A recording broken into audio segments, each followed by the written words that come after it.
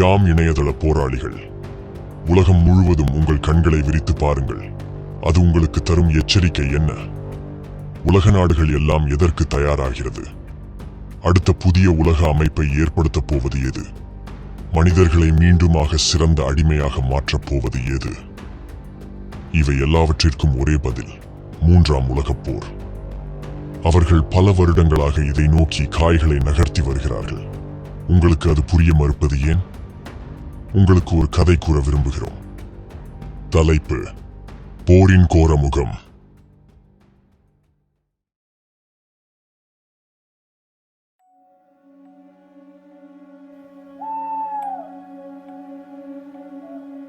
அந்த இரவு மிகவும் அமைதியாக கடந்து சென்று கொண்டிருந்தது. ஆழ்ந்த உறக்கத்தில் சில மனிதர்களும், கேளிக்கையில் சில மனிதர்களும், எதிர்கால கனவோடு சில மனிதர்களும் அந்த இரவை மெல்ல மெல்ல கடந்து கொண்டிருந்தனர். ஆனால் ஒருவனைத் தவிர அவனுக்கு தெரியும் அந்த இரவு மிக கொடூரமானது என்று. அவனுக்கு தெரியும் அந்த இரவு மரண ஓலங்களின் அலறல் நாள் என்றும். அவனுக்கு தெரியும் அந்த இரவு மனித பலிகளின் ஆரம்ப நாள் என்று. அவனுக்கு எப்படி தெரியும்? ஆம், அதை அவன் முன்னரே அனுபவித்தவன். அப்படி ஓர் இரவை இதற்கு முன் அனுபவித்திருக்கிறான். அந்நாளில் அவனுக்கு முன்னெச்சரிக்கை இல்லை. பிறரைப் போன்றே சாதாரண நாளாக அந்த இரவை கழித்திருக்கிறான்.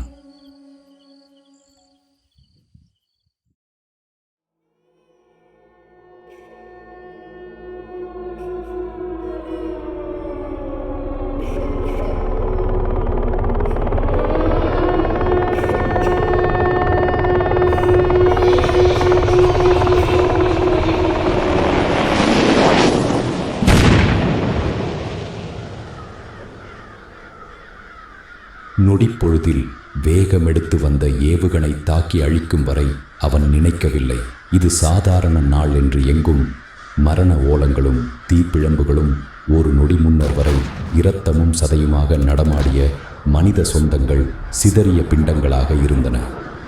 தான் இருந்த நகரம் அப்படி ஒரு நகரம் இருந்ததற்கான அடையாளத்தை இழந்து நின்றது.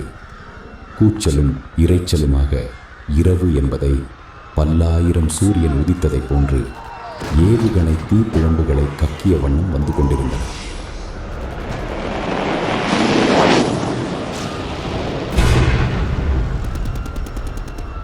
யாருக்கானது இந்த போர்? யாருடைய அதிகார சண்டை இது? எதுவும் அறியாத அப்பாவி மனிதர்கள் பலியாடாகிக் கொண்டிருந்தனர்.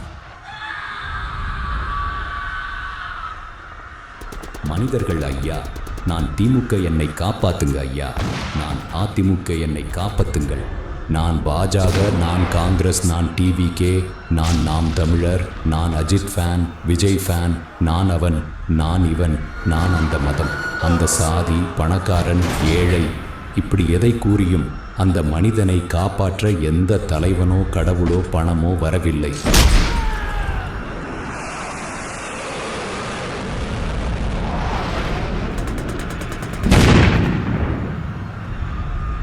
காரணம், உலகமே போரில் மூழ்கியிருந்தது.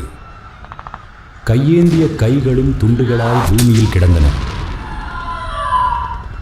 எல்லாவற்றையும் சொன்ன அவன் இறுதி வரை தாங்கள் மனிதர்கள் என்பதை உணரவே இல்லை.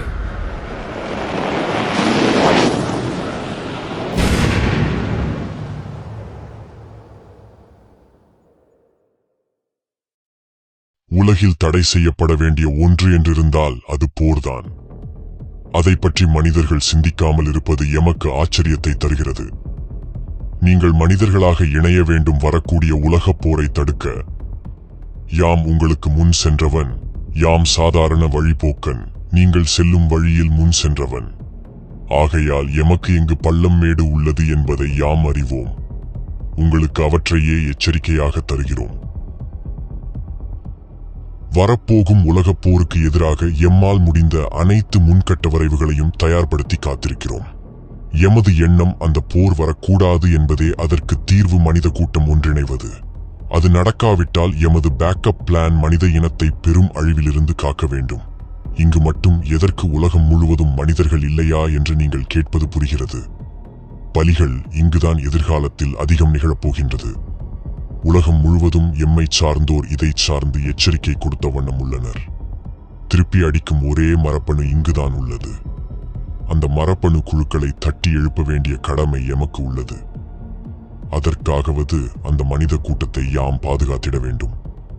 நிச்சயமாக எதிரி உலகம் முழுவதும் எங்கோ போர் நாடகம் நடத்தி இந்திய பெருங்கடலை சுற்றி வளைக்கிறான், நீங்கள் அறியாத வண்ணம். நிச்சயமாக அவற்றை யாம் அறிவோம். எமது அமைதி வேடிக்கை பார்க்க மட்டுமல்ல, எதிரியின் காய் நகர்த்தல்களுக்கு முன்னெச்சரிக்கையாக செயலாற்றவே. மனிதர்களுக்கு நம்பிக்கை உண்டாகும் வரையில் யாம் காத்திருப்போம். உங்கள் நம்பிக்கை போருக்கு பின்தான் உண்டாகும் என்றாலும் யாம் காத்திருப்போம். ஆனால் பல மனித உயிர்களை யாம் இழந்து இருப்போம். நிச்சயமாக அந்நாளில் யாம் மனிதர்கள் பக்கமே இருப்போம். உங்களுக்கு அன்று எமது உதவி நிச்சயமாக வந்தடையும். அன்று நீங்கள் உண்மை உணர்ந்து போரை தூண்டிய வல்லாதிக்க நாடுகளுக்கு எதிராக அணிதிரள்வீர்கள்.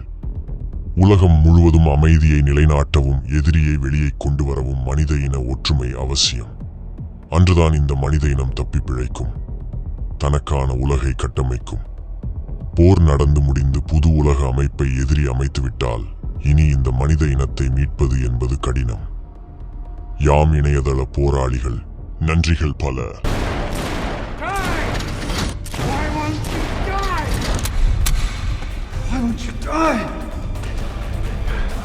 Beneath this mask there is more than flesh.